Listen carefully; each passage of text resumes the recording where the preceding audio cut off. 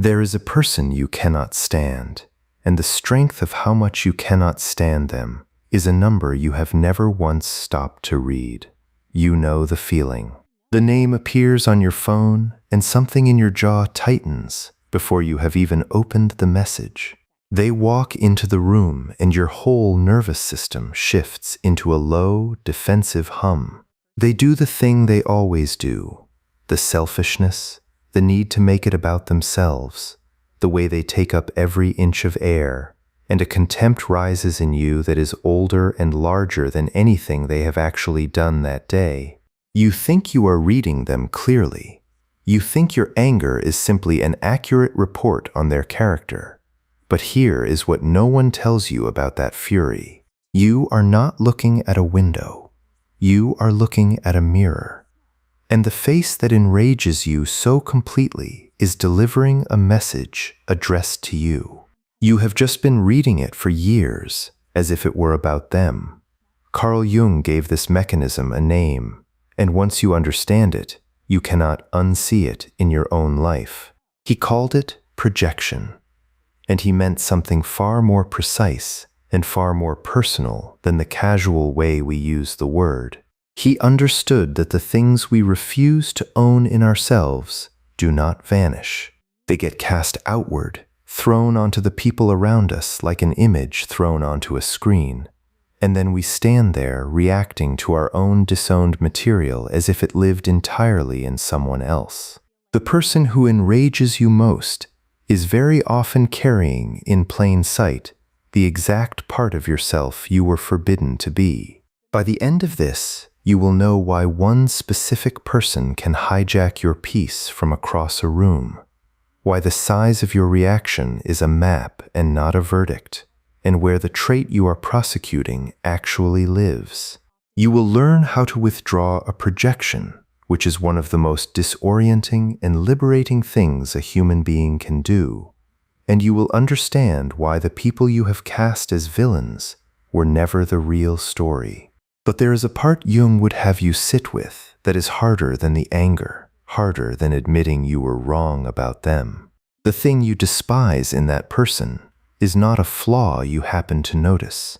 It is a need you were taught to bury in yourself, and you have spent years punishing them for being free to do the one thing you were never allowed to do. If you have a person like this, someone whose mere existence seems to cost you something, I want you to do one thing before we go any further. In the comments, name the trait, not the person, not their name, just the single quality that lights you up the fastest. Arrogance, neediness, selfishness. Whatever yours turns out to be, write it where you will see it again, because we are going to follow that exact word all the way down to its root, and by the time we surface, it will mean something completely different than it does to you right now. And if this is already touching something tender, leave a like so it reaches the next person sitting with their jaw clenched at a name on a screen. Send it to someone who has a sister, a coworker, a parent they cannot be in a room with, because they are going to need this map too. Let me tell you about a woman in her 30s. By every external measure, she was generous, thoughtful, the one who remembered birthdays, and arrived early to help set up, and stayed late to clean. She prided herself, quietly, on being low maintenance. She did not make scenes. She did not need things. And there was exactly one person on earth who could undo all of that composure in under a minute. And that person was her younger sister. The sister was, in her telling, impossible. Selfish to the bone. The kind of person who could turn any conversation back to herself, who announced what she wanted and simply expected the room to arrange itself accordingly, who took the last of something without asking and felt no flicker of guilt about it. Every family gathering followed the same arc. The woman would arrive determined to be civil, and within an hour the old heat would be climbing her throat, and by the end she would be in the car driving home, gripping the wheel, replaying every infuriating thing her sister had said, certain beyond any doubt that she was simply the reasonable one trapped in a family with someone who had never grown up. This is where Jung hands us the first piece of the map, and it is a piece that overturns almost everything we assume about strong dislike. He observed that the intensity of an emotional reaction is rarely proportional to its supposed cause. When something out in the world produces a charge in you that is far larger than the event warrants, that excess charge is not coming from the event. It is coming from inside you, released by the event the way a key releases a lock. The thing in front of you is real enough. The sister really did interrupt, really did take the last seat, really did steer the conversation back to herself. But the rage that follows, the rage that lasts the whole drive home and longer, is not made of that. It is made of something the woman has been carrying for a very long time. And the sister merely turned the key. Jung put it in a line that is easy to quote and almost impossible to truly accept. Everything that irritates us about others, he wrote, can lead us to an understanding of ourselves. Read that again slowly, because it does not say some things, and it does not say the people we mildly dislike. It says everything that irritates us. The implication is brutal, and it is precise. The traits that snag you, that catch and pull and will not let go, are not random. They are signposts. They are pointing every single time back towards something in you. The woman heard a version of this once and dismissed it immediately, the way almost everyone does, because it feels like being told the problem is you when you are clearly the one being wronged. But that is not what it means. It means the wound is yours even when the behavior is theirs. And those are very different claims. So we have to ask the question the woman never asked, because she was too busy being right. What was the specific trait that set her off? Strip away the particulars, and it came down to one thing. Her sister took up space. Her sister wanted things openly, declared them, pursued them, and refused to apologize for the wanting. Her sister centered herself without shame. And here's the move that almost everyone misses. The move that is the entire hinge of this story, and very possibly of yours. The woman was not enraged by selfishness in the abstract. If she had been, she would have reacted to it everywhere with equal force. She did not. There were genuinely self-absorbed people in her life she found merely tedious, easy to manage, easy to leave behind. But her sister's particular brand of taking up space went off in her like an alarm wired directly to her spine. That difference, that specificity, is the fingerprint of a projection. We do not react with disproportionate fury to traits we are at peace with in ourselves. We react that way only to the traits we have exiled.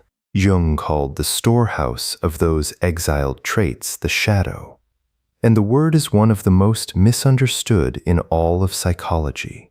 People hear shadow and picture something monstrous, a secret cruelty, a hidden capacity for harm.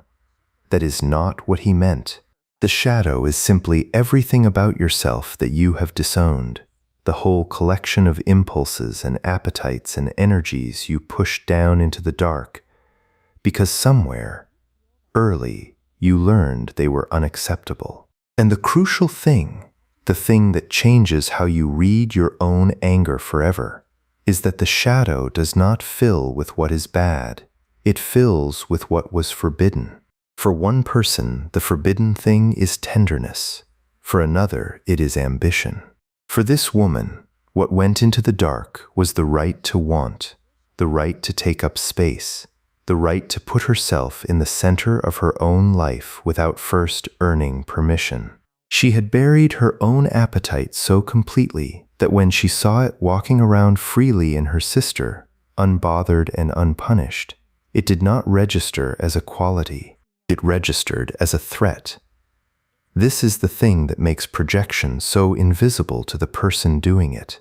From the inside, it does not feel like you are seeing yourself. It feels like you are seeing them, clearly, accurately, perhaps more clearly than anyone else does. The woman would have told you, with total conviction, that her perception of her sister was simply correct. She is selfish. Ask anyone. And there is the trap, because she was not hallucinating the behavior. The sister was self-centered, but the woman was not reacting to the measured fact of it. She was reacting to the screen, to the place where her own buried wanting had been projected, and she was painting onto her sister a villain built half out of her sister and half out of the part of herself she had spent a lifetime refusing to claim. To understand how that part got buried, you have to go back, as you almost always do, to a room you had no power to leave. Jung understood that we do not arrive in adulthood as blank slates. We arrive already shaped, already trained, carrying the deep imprint of the first people who held our survival in their hands. And a child learns, with astonishing intelligence, exactly which parts of itself bring warmth and which parts bring cold. This woman grew up as the older of two daughters in a house where attention was scarce and conditional. Her sister, younger, louder, more demanding, simply took what attention there was. She cried until she was held, asked until she was answered, made herself impossible to ignore. And the woman, watching this, learned a different strategy entirely. She learned that in a house with limited supply, the way to be loved was to need nothing, to be the easy one, the good one, the one who did not add to the burden. She became the daughter who helped, who anticipated, who made herself useful precisely so that her own wanting would never have to be spoken aloud, because she had concluded very early that her wanting would not be welcome. So she made a trade, the kind of trade children make in order to survive, and it worked. She got a version of love, the love reserved for the child who is no trouble. And every time she swallowed a need, every time she gave way, every time she made herself small so that someone else could be large, the lesson set a little deeper. Wanting is for other people. Taking up space is what the bad daughter does. And the bad daughter, in her private cosmology, had a face. It was her sister's. The very sibling who got attention by demanding it became, in the woman's developing mind, the living proof of everything she must not become. She did not just bury her own appetite. She built a wall around it, and she stationed her sister on the other side of that wall as the cautionary example, the thing she would never allow herself to be. This is the part that is hard to forgive yourself for.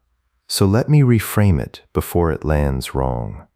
The woman did not bury her own wanting because she was weak. She buried it because burying it worked.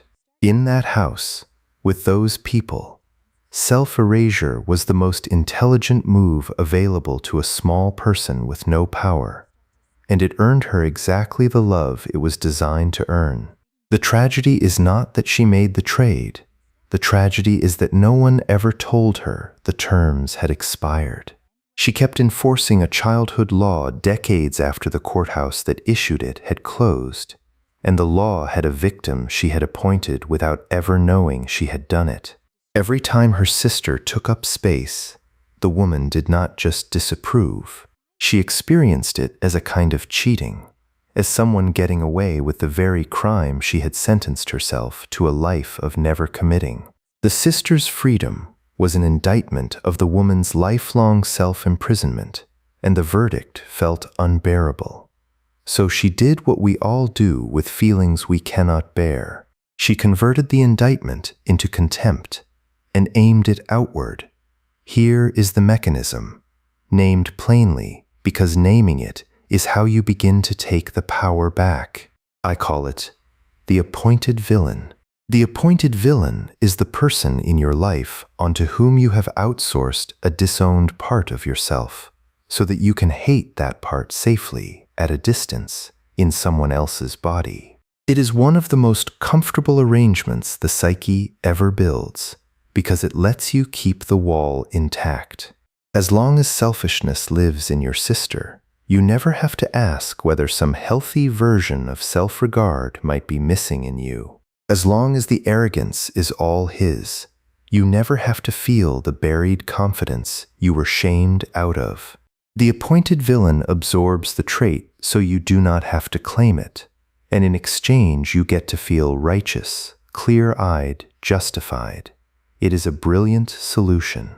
It costs you nothing but the relationship and a piece of your own soul and your capacity to ever be at peace in that person's presence. A small price, the ego decides, for never having to look in the mirror. And the woman paid that price faithfully for years, never suspecting it was a price at all. She thought the cost was her sister. She thought if her sister would simply change, become considerate, become humble, become small the way good people are supposed to be small, then the tension would dissolve and she could finally relax. She waited for that change the way you wait for weather. It never came, of course, because she was not actually waiting for her sister to change. She was waiting for her own buried self to stop knocking, and that self was never going to stop, because what is exiled into the shadow does not die. Jung observed this again and again. The disowned material does not lie quietly in the dark. It presses, it seeks return. And when it cannot return through the front door of consciousness, it comes out sideways, as compulsion, as symptom, as a fury at someone else that you cannot explain and cannot control.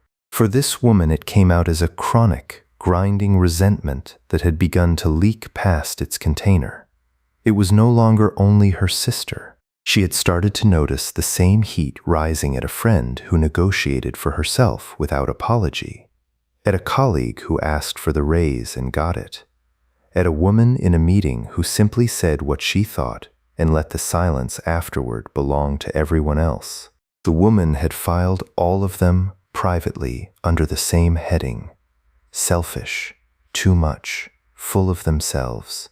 And she had not yet noticed that the heading was getting crowded, that the list of people guilty of the same crime kept growing, and that the one common thread running through every one of them was not a quality they shared. It was a quality she lacked. She was assembling, person by person, a gallery of everyone in her life who was permitted to do the thing she had forbidden herself. And she was calling that gallery proof that the world was full of selfish people, when it was actually a portrait, hung in many frames, of her own missing freedom. And there is a second face in this gallery worth pausing on, because projection rarely stays loyal to one villain. There was a man at the woman's work, a colleague who had been promoted past her the year before, and she had built an entire private case against him. He was a self-promoter. She would tell anyone who listened. He took credit. He made sure the right people saw his wins. He never once let his own contributions go quietly unnoticed, the way a decent person would.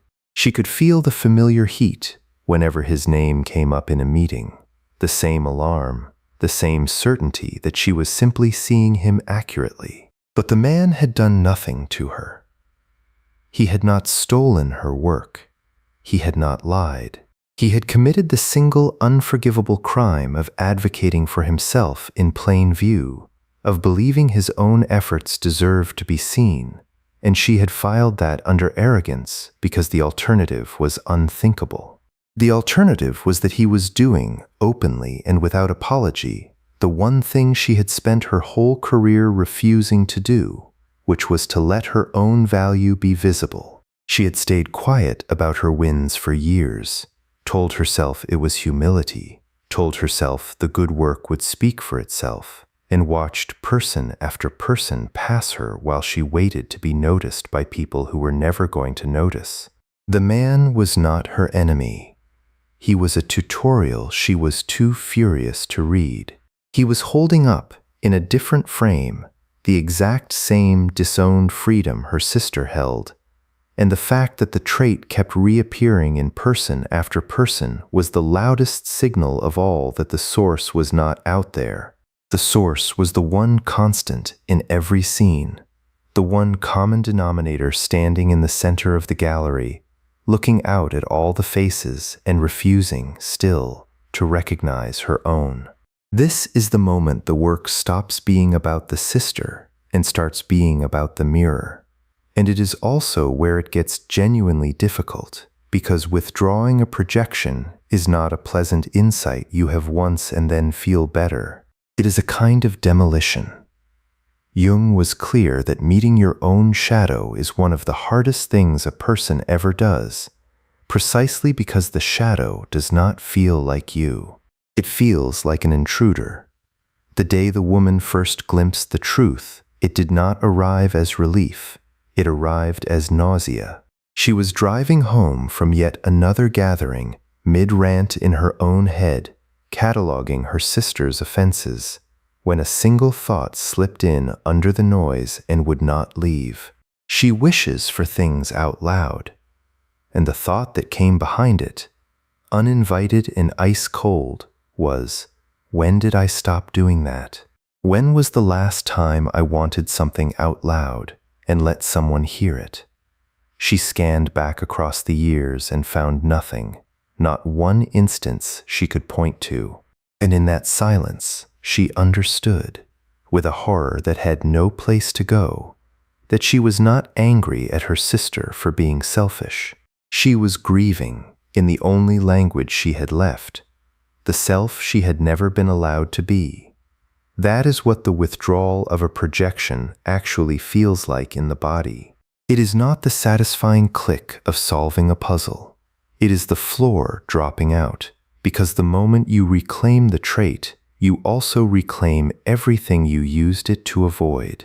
The woman had to feel, all at once, the decades of swallowed wanting, the weight of every need she had never voiced, the grief of a life spent being easy so that other people could be full. She had spent so long pointing the gun at her sister that she had never once felt the actual wound, and now there was no villain left to absorb it. The villain had dissolved, and standing where the villain had been was just a younger sister, ordinary and flawed and human, and behind that, unbearably, the woman's own reflection. Jung described this turn with a phrase that sounds gentle and is anything but. He said that what is not made conscious comes to us as fate. As long as the trait stays buried and projected, you are not free of it. You are run by it, blindly, from the dark. The woman had believed for years that she was the one in control, the reasonable one managing a difficult sister. In fact, the buried wanting had been steering her whole emotional life, deciding who she could be near and who she had to flee, choosing her friends by whether they triggered the alarm or soothed it, narrowing her world one appointed villain at a time. She thought she had a sister problem. She had a self problem, wearing her sister's face, and she had handed it the wheel before she could even speak. And here is the cost that runs deeper than the resentment, the cost almost no one sees from the inside.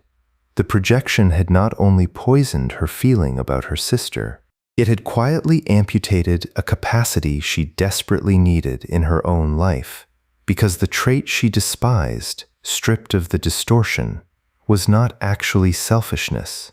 It was the simple human ability to register your own desire and act on it without first asking the room for permission. That ability is not a sin. It is the engine of a chosen life. It is how a person knows what they want for dinner and where they want to live and which work is theirs to do. The woman had thrown that engine into the shadow along with everything else, because as a child she could not tell the treasure from the threat, and so she had spent her adulthood unable to answer the most basic questions about her own preferences. Ask her where she wanted to go, and she would deflect to what everyone else wanted. Ask her what she needed, and she would go blank. She had projected her own desire so completely onto her sister that she no longer had access to it in herself. The gallery of selfish people she had assembled was, every one of them, holding a piece of her own missing life, and she had been furious at them for it. So what does she do once she sees it?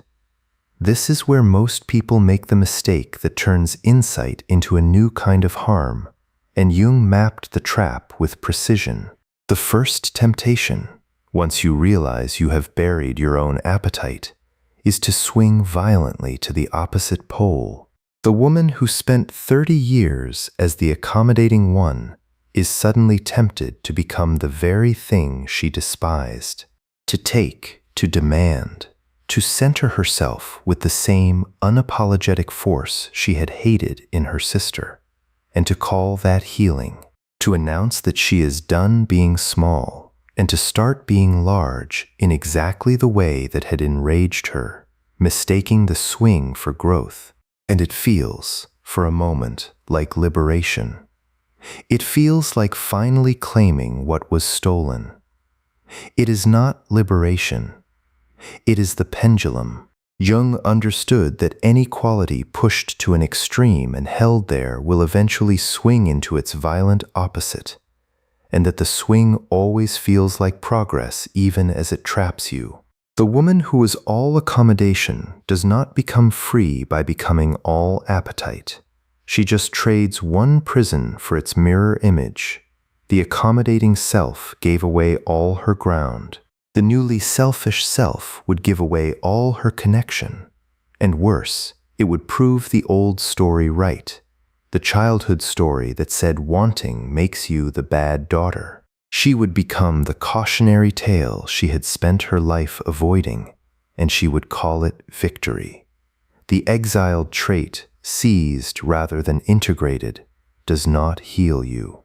It just gives you a louder and more impressive way to be run by the same wound. The point was never to become her sister. The point was to stop needing her sister to carry the part of herself she was afraid to hold. She had spent her whole life prosecuting a freedom she secretly envied. If you feel that pull, the urge to flip overnight from the doormat to the one who finally takes whatever they want, I want you to catch it before it runs away with you. In the comments, write the trait you named at the start, but this time finish the sentence. I judge this in others because I was never allowed to be it myself.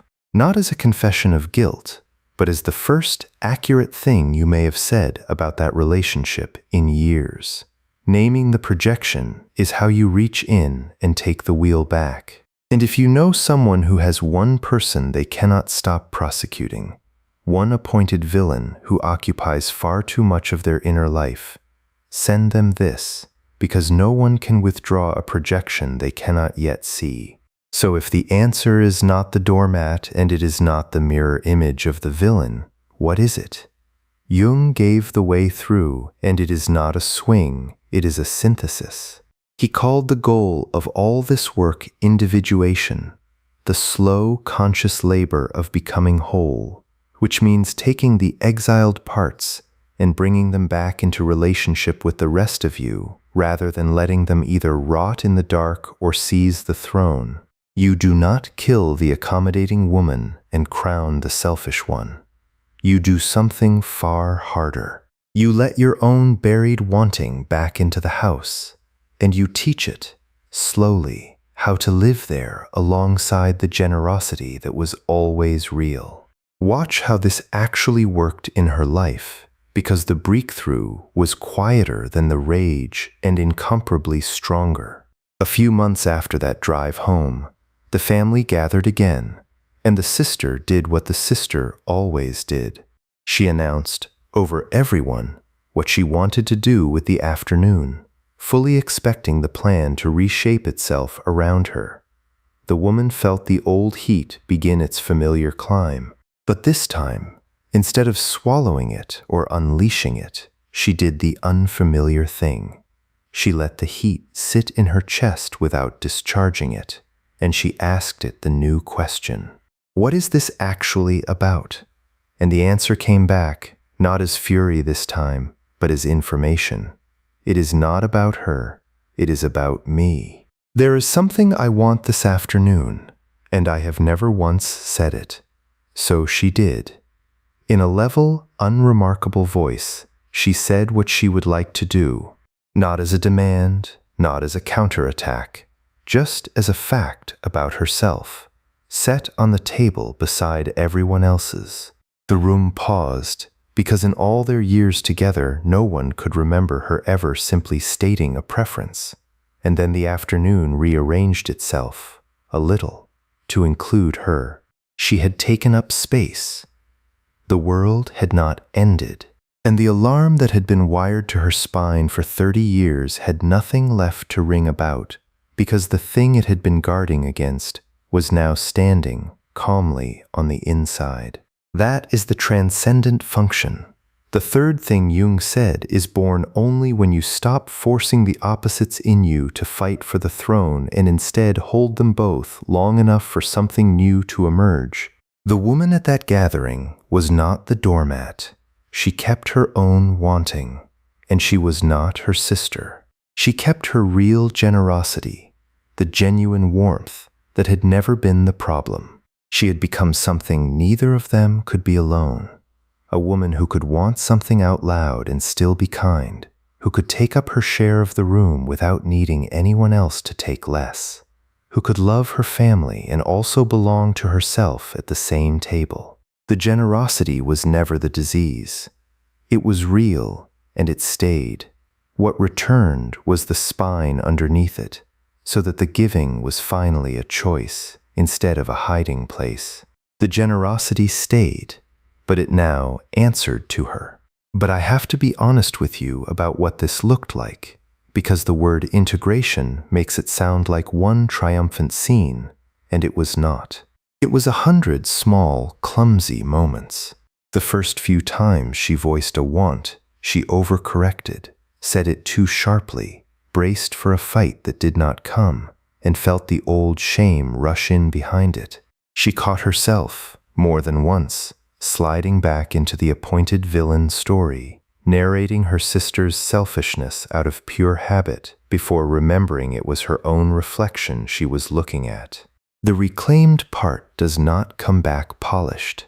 It comes back the age it was buried, a young girl who learned that wanting was dangerous, and you cannot simply hand her the keys to your adult life. You have to raise her. You have to let her speak, and then teach her, patiently, the difference between healthy self-regard and the caricature she was once warned against.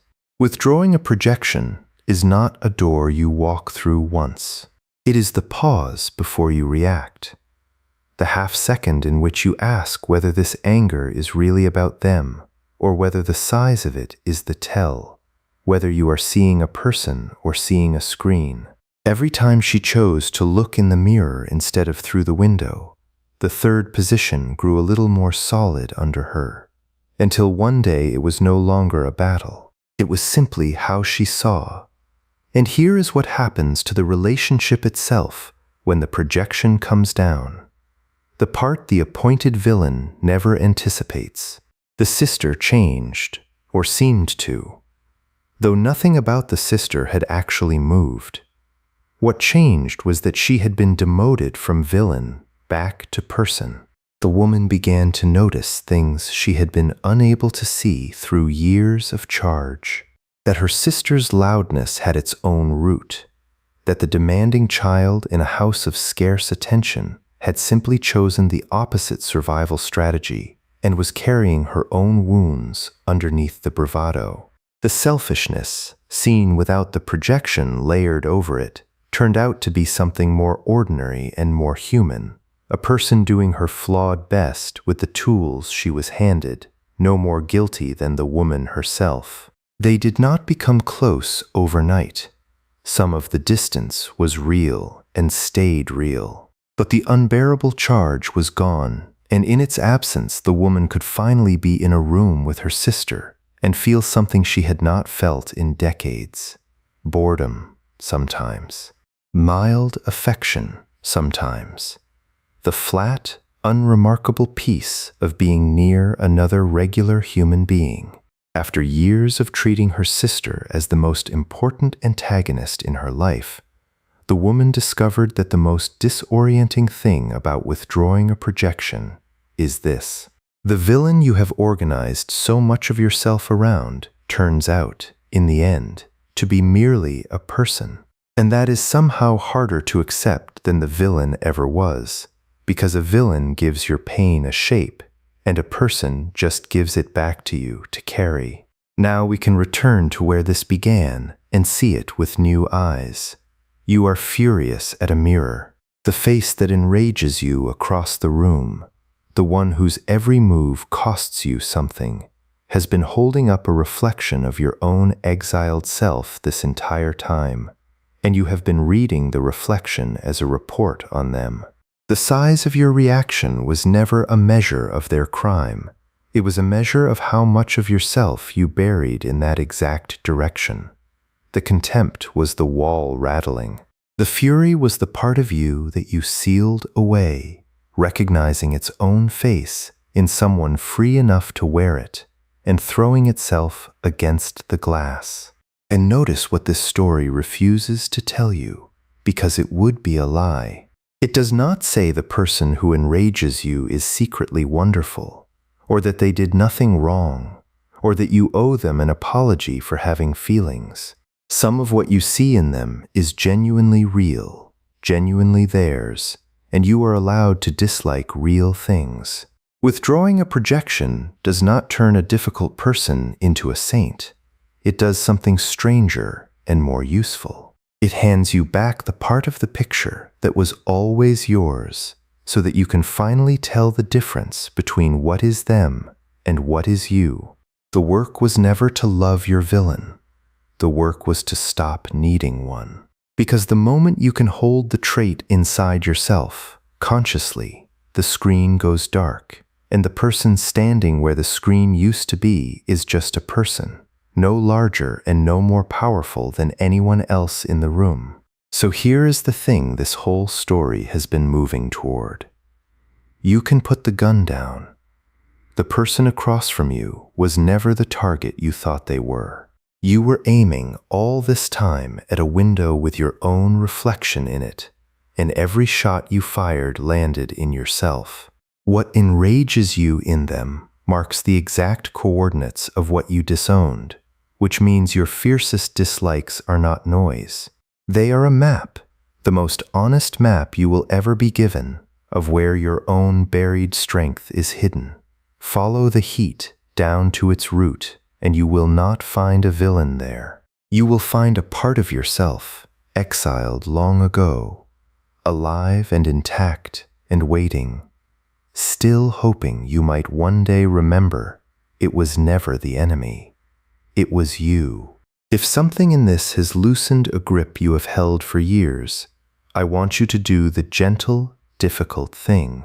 The next time that person sets you off, before you react, ask the one question that withdraws the projection.